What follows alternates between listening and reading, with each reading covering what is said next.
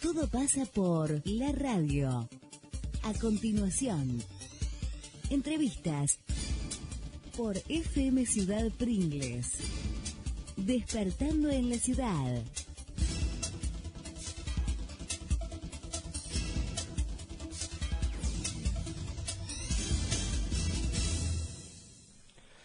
Muy bien, vamos a hablar un poco del corazón, de este Día Mundial del Corazón. Con el profesional que nos está escuchando compartimos el nombre y el club de fútbol. ¿Cómo le va, Ricardo Pereira? Buen día. Hola, ¿qué tal, Ricardo? ¿Cómo te va? Buen día para toda la audiencia. Muy bien, muy bien. Los primos anoche zafaron. Y sí, un poquito, han tenido un poquito de suerte, pero bueno. Nuestro saludo para el Coto Ruz, que solamente aparece los días de triunfo. No, ni siquiera aparece ahora, no sé qué le pasa. Pero bueno, ¿qué va a ser? Ricardo, sigue siendo preocupación fundamental para, bueno, los que lo padecen obviamente, pero también para toda la medicina, el hecho de que las enfermedades cardíacas todavía son la primera causa de muerte, ¿no? Entonces, la pregunta es, ¿qué hacer, no? Sí, en realidad es así. El mundo se debate, digamos, en la terapéutica y en los progresos de la metodología de estudio a los fines de disminuir la casuística de los eventos cardiovasculares. En realidad, hace mucho tiempo lo que se llama son eventos cardiovasculares, en los cuales los cardíacos entra dentro del grupo, pero en realidad el aparato cardiovascular es un todo en que incluye todo lo que es ACV, patología periférica vascular también. Evidentemente, todo lo que es terapia, tratamientos, diagnósticos, estudios, son, a medida que aumenta la tecnología y todo eso, se hacen quizás más sofisticados y más caros para los sistemas de salud. Entonces, yo creo que hay que volver siempre a las fuentes, tratar de trabajar sobre lo que es la prevención, absolutamente, y ahí está quizás el centro de las enfermedades cardiovasculares en materia de su tratamiento preventivo a los fines de evitar eventos, ¿no? Ricardo, uno siempre habla de elementos, de prevención elementales, valga la reiteración. Me estoy refiriendo a la comida, me estoy refiriendo a la práctica del deporte. Bueno, si uno no puede practicar un deporte, por lo menos mínimamente caminar. Estos son los preceptos básicos. Vos ya tenés alguna experiencia, no quiero decir que seas viejo, no para nada, pero tenés una experiencia profesional. Si vos tuvieras que hacer un raconto cuando vos empezaste a ejercer la medicina hasta hoy, ¿hay una respuesta positiva de la gente? El ciudadano de a pie, digamos, ¿tiene conciencia de esto? ¿Hay que insistir o lo hace ya de una manera casi como un elemento más de educación para la vida? Sí, yo creo, mirá, nosotros en años atrás lo que veíamos era que en realidad pareciera ser que únicamente el deporte era lo que hacía que la gente haga un poco de actividad física.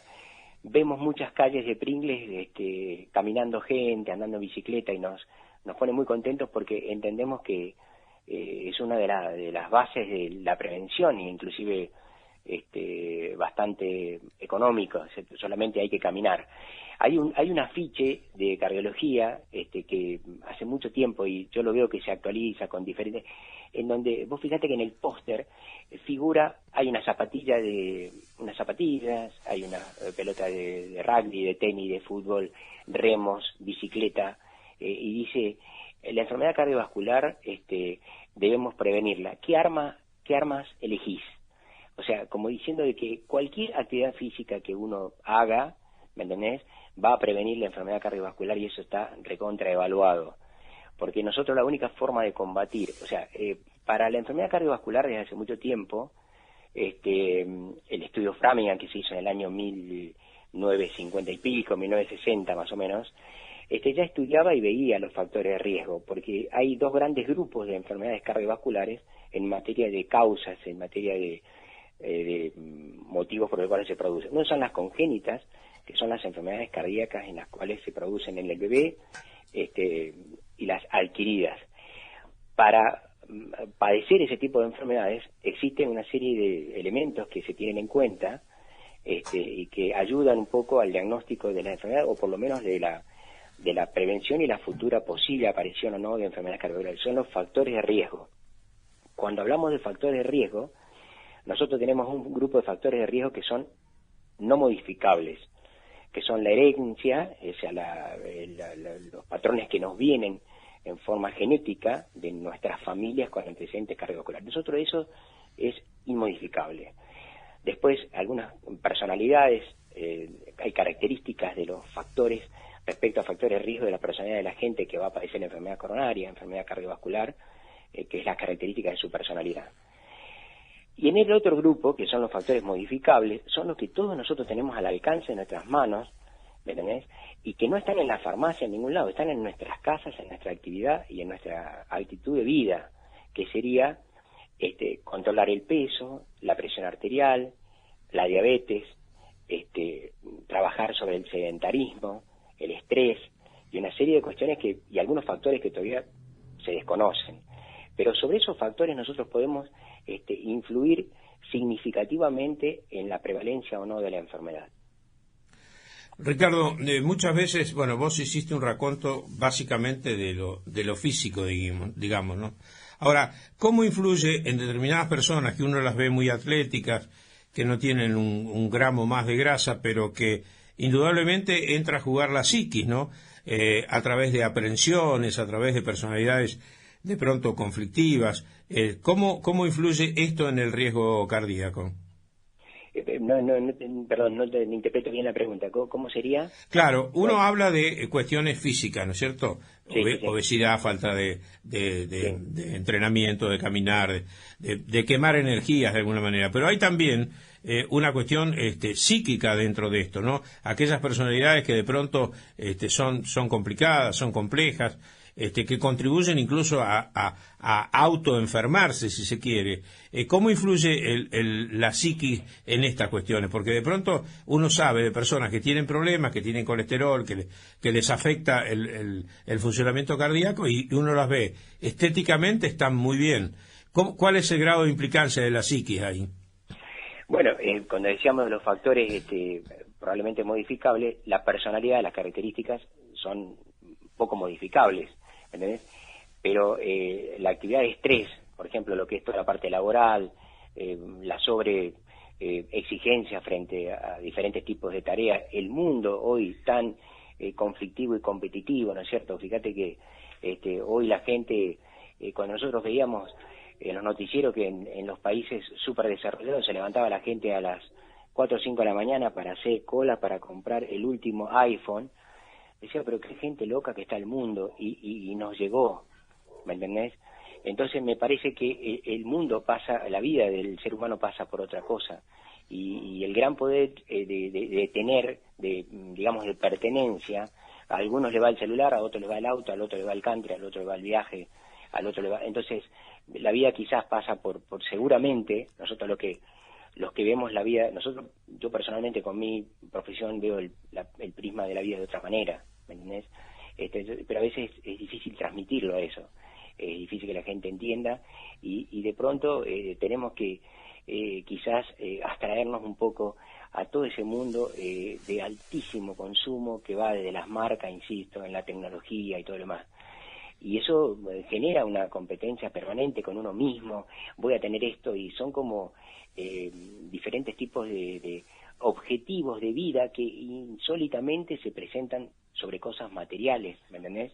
Y cuando nosotros hablamos de todo ese tipo de cosas, dijimos siempre que lo más lindo, me parece a mí, que en la vida pasa es quizás lo que hay gente que a veces le llama la atención o no le gusta, que es las cosas que se repiten con las mismas características. O sea, la gente le tiene miedo a la monotonía de la vida. A veces la monotonía de la vida es interesante, porque en ese momento no están pasando muchas cosas, y están pasando cosas naturales que no te das cuenta por ahí, que de pronto lo extraordinario siempre está relacionado con cosas no realmente placenteras. Por ejemplo, alguien diría que lo feo es de pronto tener problemas de salud grave, el problema de salud de un ser querido, el fallecimiento, la pérdida, no tener trabajo, bueno, cuando uno tiene, que todo tiene en orden, que de pronto está con trabajo, o está con salud, está bien, la familia, uno se sienta y no hay una silla vacía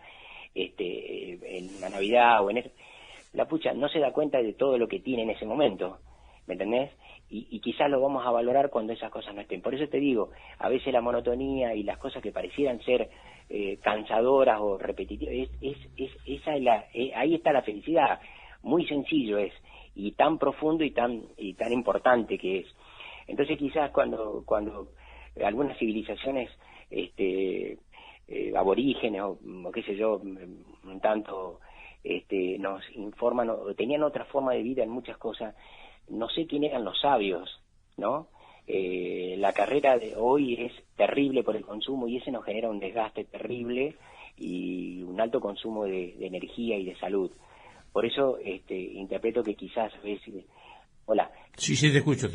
La educación y todo ese tipo de formación tiene que comenzar con los chicos, ¿entendés? En los colegios, con respecto a la alimentación, por qué no tenemos que comer tal cosa, por qué tal cosa nos hace mal, por qué es bueno, porque a veces uno ve que nosotros los adultos nos empezamos a cuidar a los 40, a los 50, yo digo, ¿por qué no nos cuidamos los chiquis cuando somos bebés, cuando somos chicos? Empezar a hacer sin entrar en nada patológico con respecto a la alimentación, ¿me entendés? Porque a veces podemos generar personalidades hipocondríacas, pero quizás antes había materia en los colegios que hablaban de salud pública, de sanidad, y había gente que pensaba y que no estaba tan mal, que nos enseñaban a comer, que nos enseñaban, y fíjate qué importante para la vida es que un chico a los 4 años, a los 5 años sepa por qué no tiene que comer tal cosa y porque de última o en primera instancia las arterias de ese chico de 40 años, de 4 años va a ser la mía cuando tenga 40, 50 u 80. Y uno cuando compra una casa o se hace una casa, no la empieza a cuidar a los 20 años después que vive, la empieza a cuidar del primer día. Claro. Entonces, claro. ¿entendés? Entonces, ¿por qué no cuidamos los chicos? Hacerle mantenimiento, como se dice. Exactamente, y por ahí vamos a tener quizás chicos que se quieran mucho a su cuerpo, que se cuiden su alimentación, y por qué no quizás consumo de cosas, de todas las cosas que hoy sabemos que castigan a nuestros jóvenes, quizás no la tendrían porque aman tanto su cuerpo que estaría fuera de su pensamiento quizás autoflagelarse, ¿me entendés? Entonces el concepto de la salud intervienen quizás elementos de tipo filosófico, conductas de vida, actitud frente a la vida y un montón de cosas más, pero la base está en la prevención. Nosotros creemos que es el centro y debería ser más estricto todo, ¿me entendés?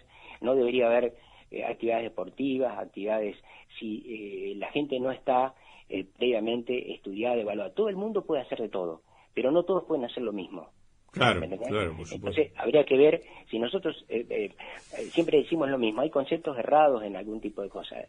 Por ejemplo, ¿a quién se le ocurriría negarle un examen ginecológico, por ejemplo, a las señoritas? En el sentido de que las chicas van a hacerse un examen ginecológico sin sentir nada. ¿Y para qué van? Porque hay una medida preventiva. Ese concepto no existe en cardiología, en las enfermedades cardiovasculares. Debería la gente hacerse chequeo cuando no sienten nada, porque no saben si realmente tienen problemas. Cuando vos llevas un auto al mecánico, nadie compraría un auto usado y que se lo muestre en un garaje, ¿me entendés? Porque es un motor. Claro. El mecánico Sí, dice, vamos a sale de una vuelta, claro. y te lo frena y te lo cambia, y te le cambia de curva, frena menos, acelera. Entonces, bueno, a nivel cardiológico nosotros vamos a estar expuestos a disgustos, a problemas. Bueno, y ese corazón, ¿cuál es? No es el mismo que uno ve en un estadio basal. Por eso a veces el concepto de que tramposo es del corazón, no es así. El tema pasa que tienen que hacerse la gente estudios para diferentes y para vivir nada más. No es necesario solamente que se va a hacer un examen el que va a hacer gimnasia o el que va a hacer esto, o que obviamente ya está descartado, tiene que ser así, inclusive los chequeos para los carnets de conductor, los chequeos para los muchachos que trabajan en los colectivos y todo eso, tienen que ser chequeos de alta complejidad a los fines de que los que estén sentados arriba llevando transporte o nuestra familia, tienen que tener la absoluta seguridad de que no va a pasar nada. Y que quede claro que lo que se hacen en los exámenes cardiológicos, digamos, pertinentes, hay exactitud absoluta, no es que ese concepto viejo de que tramposo del corazón, eso no existe más. Ricardo, perdón si me extiendo mucho. No, perfecto. Yo diría, si uno pudiera hacer un resumen, ¿no? tranquilizarnos un poco, pensar que la rutina no es tan mala. A eso iba. Y pensar también que hay que fijarse metas más o menos lógicas, ¿no? Porque si nos fijamos metas demasiado exuberantes, demasiado inalcanzables, vamos a sufrir soberanamente cuando no las logramos, ¿no? Por supuesto, porque a veces la gente se invierte toda su vida, salud y dinero en obtener materiales, cosas materiales a los fines de la pertenencia, y después eso mismo lo tiene que gastar para la salud, en todo lo que entregó en su vida en el camino, ¿me entiendes? Quizás los objetivos quizás sean más profundos y no tan superficiales como puede ser lo absolutamente material. No es que me parezca que esté en contra de lo material, no, me parece bárbaro, pero tiene que ir acompañado también de una cosa de felicidad que no pase solamente. Si hay un amigo que hacía un chiste que decía que el día que yo me muera, dice, me gustaría que me entierren en el shopping, así me va a visitar la familia, decía.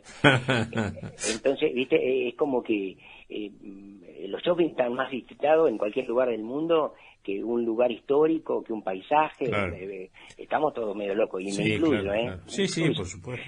Es que es una vorágine que te lleva, entonces hay que saber ponerle límite. Para terminar la charla, te diría algo, recurriendo a la sabiduría del gran René Favaloro, un vasito de vino tinto no está mal, ¿no? No, un vasito no está mal.